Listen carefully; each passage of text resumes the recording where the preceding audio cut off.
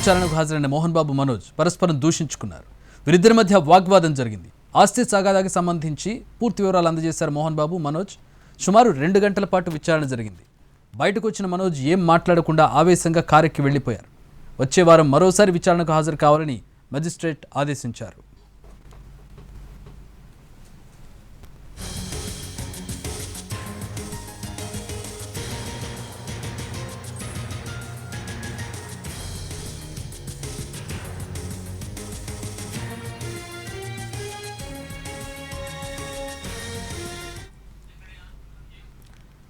రంగారెడ్డి కలెక్టరేట్లో మెజిస్ట్రేట్ ఎదుట హాజరయ్యారు మోహన్ బాబు, మనోజ్. ఆస్తి వివాదంలో మెజిస్ట్రేట్ ముందు ఈరోజు వీరిద్దరు కూడా హాజరయ్యారు.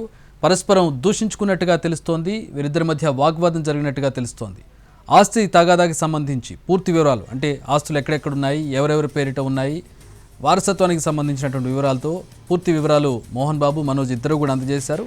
సుమారు 2 గంటల పాటు విచారణ జరిగింది. బయటకు వచ్చిన మనోజ్ ఏం మాట్లాడకుండా ఆవేశంగా కారు ఎక్కి వెళ్ళిపోయినట్టుగా తెలుస్తోంది. అయితే ఈ విచారణ మరోసారి వచ్చే వారం జరగబోతోంది. దానికి మరోసారి హాజరు కావాలని చెప్పి మెజిస్ట్రేట్ వీరిద్దరిని కూడా ఆదేశించారు.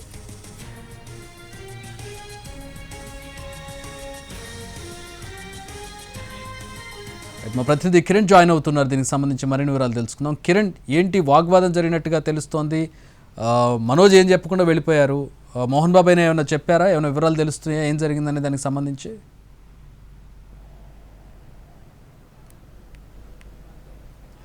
చక్రి జిల్లా మెజిస్ట్రేట్ ఎదుట ఇటు మోహన్ బాబు, మంచు మనోజ్ ఇద్దరు కూడా వాగ్వాదం చేసుకున్నారు, పరస్పరం కూడా దూషించుకున్నారు. సో వెంటనే పోలీసులు జోక్యం చేసుకొని వారిద్దరిని కూడా వేరే వేరే మార్గం గుండా బయటికి పంపించారు. సుమారు 2 గంటల పాటు కూడా రంగారెడ్డి జిల్లా డిప్యూటీ కలెక్టర్ ప్రతిమా సింగ్ ఎదుట విచారణకు హాజరయ్యారు.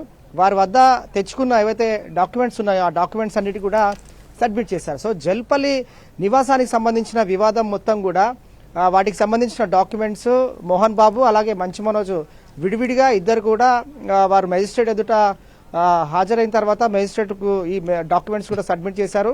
సో వచ్చే వారము మరొకసారి కూడా తమ ఎదుట విచారణకు హాజరు కావాల్సి ఉంటుందని చెప్పి మెజిస్ట్రేట్ వారు కూడా ఆదేశించారు. సో ఇద్దరు ఎంటర్ అయిన తర్వాత మొదట మోహన్ బాబు లోనికి వెళ్లారు. ఆ తర్వాత బయటికి వచ్చిన తర్వాత వెయిటింగ్ హాల్లో కూర్చున్నప్పుడు మంచు మనోజ్ లోనికి వెళ్ళాడు.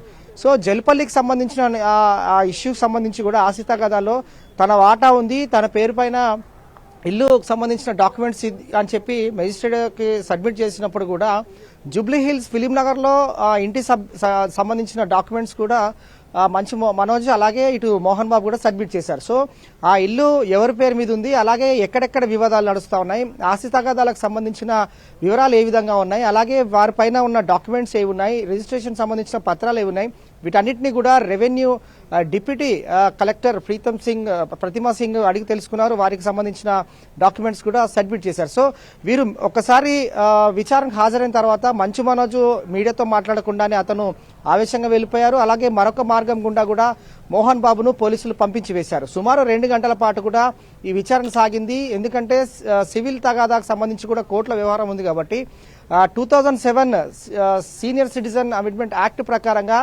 తన నివాసంలో అంటే తనకు సంబంధించిన ఆస్తిలో మంచు మనోజ్ అక్రమంగా ఉన్నాడు, అలాగే అతన్ని వెకెట్ చేయించాలి, ఆ ఆస్తి తాను కష్టపడి సంపాదించుకుంది, దానికి సంబంధించిన వివరాలు, డాక్యుమెంట్స్, అలాగే రిజిస్ట్రేషన్ పత్రాలకు సంబంధించి 4 జత చేసిన పత్రాలన్నింటినీ కూడా మోహన్ బాబు సబ్మిట్ చేశారు మెజిస్ట్రేట్ వారికి.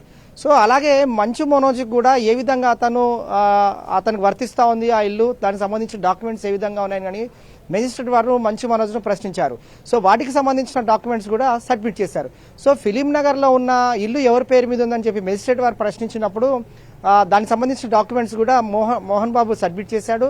సో వివాదం ఎక్కడ నడుస్తోంది, వివాదం ఎక్కడుంది, ఎవరిపైన రిజిస్ట్రేషన్ అయి ఉంది, దానికి సంబంధించిన రెవెన్యూ ఏం చూపిస్తోంది, ల్యాండ్ సంబంధించింది, వాటికి సంబంధించిన వివరాలన్నీ కూడా మెజిస్ట్రేట్ వారు చాలా కులంకషంగా 2 గంటల పాటు కూడా విడివిడిగా ఇద్దరిని అడిగి తెలుసుకున్నారు. సో ఈ సమయంలోనే ఇద్దరు కూడా వెయిటింగ్ హాల్లో కూర్చున్నప్పుడు పరస్పరం దూషణలు చేసుకోవడం, అలాగే పరస్పరం కూడా వారంతా కూడా గొడవకు దిగుతున్న క్రమంలోనే వెంటనే పోలీసులు ఎంటర్ అయ్యారు. ఎంటర్ అయిన క్రమంలోనే ఇద్దరిని కూడా వేరే వేరే మార్గం కూడా పంపించి వేశారు. సో మనోజ్ కూడా మీడియాతో ఏం మాట్లాడకుండా వెళ్ళిపోయారు. అలాగే మోహన్ బాబు కూడా మీడియా కంటపడకుండా వెన్నుదిరిగారు. సో వచ్చే వారం కూడా మేజిస్ట్రేట్ వారిని విచారణకు హాజరు కావాల్సి ఉంటుందని చెప్పి ఆదేశాలు ఇచ్చారు. సో వచ్చే వారం కూడా వారు మెజిస్ట్రేట్ ఎదుట హాజరవుతారు. మరి ఇది ఎలాంటి మలుపు తిరుగుతుంది అనేది ఆసక్తి నెలకొని చెప్పాలి Chakri. All right, thanks for the updates Kiran.